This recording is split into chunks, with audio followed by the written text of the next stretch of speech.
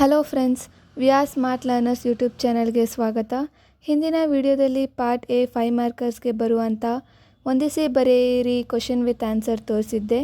ಇಂದಿನ ಈ ವಿಡಿಯೋದಲ್ಲಿ ಪಾರ್ಟ್ ಎ 5 ಮಾರ್ಕರ್ಸ್ಗೆ ಬರುವಂಥ ಬಿಟ್ಟ ಸ್ಥಳ ಕ್ವಶನ್ ವಿತ್ ಆನ್ಸರ್ ತೋರಿಸ್ತೇನೆ. ಹಾಗಾಗಿ ಈ ವಿಡಿಯೋವನ್ನು ಕೊನೆವರೆಗೂ ತಪ್ಪದೆ ನೋಡಿ.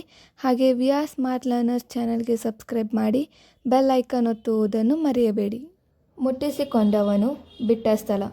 ಬಸಲಿಂಗನ ಹೆಂಡತಿಯ ಹೆಸರು ಸಿದ್ಲಿಂಗಿ. ಬಸಲಿಂಗನಿಗೆ ಕಾಣಿಸಿಕೊಂಡ ತೊಂದರೆ ಕಣ್ಣು ನೋವು. ಬಸಲಿಂಗನ ಕಾಯಿಲೆ ದೇಹದ ಮಟ್ಟದಿಂದ ಮಾನಸಿಕ ಸ್ತರವನ್ನು ತಲುಪತೊಡಗಿತು. ತನ್ನ ಉಡಾಫೆಯ ಶೈಲಿಯಲ್ಲಿಯೇ ಬಸಲಿಂಗ ಡಾಕ್ಟರ್ ತಿಮ್ಮಪ್ಪರನ್ನು ನೋಡಿದನು. ಕೊನೆಗೆ ಬಸಲಿಂಗ ಸುಳ್ಳುಗಳಿಂದ ಮುಕ್ತನಾಗಿದ್ದ. ಆಯ್ಕೆ ಇದೆ ನಮ್ಮ ಕೈಯಲ್ಲಿ. ಲೇಖಕಿಯ ಪತಿ ಕಿಡ್ನಿ ಸ್ಟೋನ್ ತೊಂದರೆಯಿಂದ ಬಳಲಿದರು. ಲೇಖಕಿ ಸಂಶೋಧನೆಗೆಂದು ಸೇರಿದ ಇನ್ಸ್ಟಿಟ್ಯೂಷನ್ನ ಹೆಸರು ಟಾಟಾ. ಮುಂಬೈನ ಪ್ರಸಿದ್ಧ ನ್ಯಾಯವಾದಿಯಾದವರು ಪ್ಲೇವಿಯಾ. ಅದೃಷ್ಟದ ಪ್ರಶ್ನೆ ಬಂದಾಗ ಲೇಖಕಿಗೆ ಸೀತಾ ನೆನಪಾಗುತ್ತಾರೆ. ದುರಾಸೆಯ ಹುಡುಗನನ್ನು ನಿರಾಕರಿಸಿದವರು ನಿಶಾ ಶರ್ಮಾ. ಕನ್ನಡವನ್ನು ಕಟ್ಟುವ ಕೆಲಸ. ಸ್ಥಳೀಯ ಭಾಷೆ ಕಲಿಯದ ಅನ್ಯ ಭಾಷೀಯರು ದ್ವೀಪಜೀವಿಯಾಗುತ್ತಾರೆ. ಕನ್ನಡದ ಮೂಲಕ ಕಲಿತು ಶ್ರೇಷ್ಠ ವಿಜ್ಞಾನಿಯಾದವರು CNR ರಾವ್. ಕನ್ನಡಿಗರು ಉದ್ಯೋಗ ವಿಷಯದಲ್ಲಿ ಭೀತಿಗೊಂಡಿದ್ದಾರೆ. ಮಾಧ್ಯಮ ಪ್ರಶ್ನೆ ನಮ್ಮಲ್ಲಿ ಬಗೆಹರಿಯದ ಸಮಸ್ಯೆಯಾಗಿದೆ. ತಮ್ಮ ರಾಜ್ಯದಲ್ಲಿ ತಾವೇ ತಬ್ಬಲಿಯಾಗುತ್ತಿರುವವರು ಕನ್ನಡಿಗರು. ಬದುಕು ಭಾಷೆಯನ್ನು ಬಿಟ್ಟು ಇರುವುದಿಲ್ಲ. ಪ್ರತಿಯೊಬ್ಬ ಕನ್ನಡಿಗನು ಪ್ರತಿಯೊಂದು ಅಂಗುಲದಲ್ಲಿಯೂ ಕನ್ನಡಿಗನಾಗಬೇಕು. ದನಿಗಳ ಬೆಳ್ಳಿಲೋಟ. ದನಿಗಳ ಹೆಸರು ವೆಂಕಪ್ಪಯ್ಯ. ದನಿ ಎಂದಿಗೂ ಒಕ್ಕಲು ಮಕ್ಕಳನ್ನು ನಂಬುವುದಿಲ್ಲ. ಪಡಿಯಿಲ್ಲದ ದುಡಿತದ ಬಗ್ಗೆ ಅಸಮಾಧಾನಗೊಂಡಿದ್ದವಳು ಚೆನ್ನಮ್ಮ. ಬೆಳ್ಳಿಲೋಟ ಬಣ್ಣ ಗಾಂಭೀರ್ಯವನ್ನು ಕಳೆದುಕೊಂಡಿತ್ತು. ದನಿಗಳ ದಾಂಪತ್ಯಕ್ಕೆ ಬೆಳ್ಳಿಲೋಟ ಮೂಕಸಾಕ್ಷಿಯಾಗಿತ್ತು. ದನಿಗಳ ತೋಟದ ಪಕ್ಕದಲ್ಲಿ ಹರಿಯುತ್ತಿದ್ದ ಹೊಳೆ ಶಾಂಭವಿ. ಬದುಕನ್ನು ಪ್ರೀತಿಸಿದ ಸಂತ. ಅಗತ್ಯ ಮಾಹಿತಿಗಳನ್ನು ಕ್ರೋಢೀಕರಿಸುವ ಎಲೆಕ್ಟ್ರಾನಿಕ್ ಸಾಧನ ಚಿಪ್.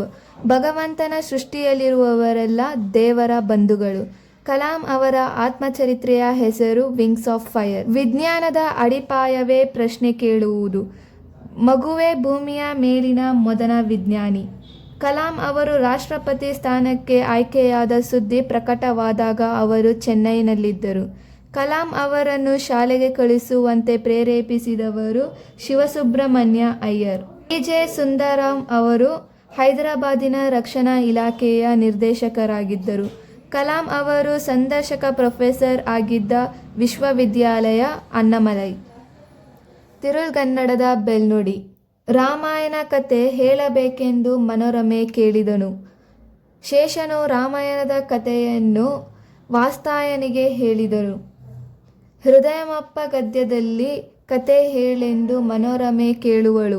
ಮನೋರಮೆ ಬಹುಮಾನವಾಗಿ ಎನ್ನೆನ್ನೆಯಾನು ಕೊಡುವೆನೆಂದಳು. ವಸುದೆಗೆ ಒಡೆಯನೆನ್ನಿಸಿದವನು ಶ್ರೀರಾಮಚಂದ್ರ. ಕನ್ನಡವು ಕಸ್ತೂರಿಯಲ್ಲವೇ ಎಂದವರು ಮನೋರಮೆ. ಹಳ್ಳಿಯ ಚಹಾ ಹೋಟೆಲುಗಳು. ಕಲಿಯುಗದ ಅಮೃತ ಚಹಾ. 3 ಕಾಲಿನ ಕುರ್ಚಿ ಹಳ್ಳಿಯ ಚಹಾದಂಗಡಿನಲ್ಲಿದೆ. ವೃದ್ಧರಿಗೆ ಬಾಯಿ ಚಪಲ ದಾಸ್ತಿ ಇರುತ್ತದೆ. ಹೆಡ್ ಮಾಸ್ಟರರ ಬಗ್ಗೆ ಮುಖರ್ಜಿಯ ದೂರನ್ನು ಹಳ್ಳಿಗರು ಕೊಡುತ್ತಾರೆ. ಲೇಖಕರು ಹೇಳುವ ಹಳ್ಳಿಯ ಹೋಟೆಲಿನ ಹೆಸರು ಚಂದ್ರಭವನ.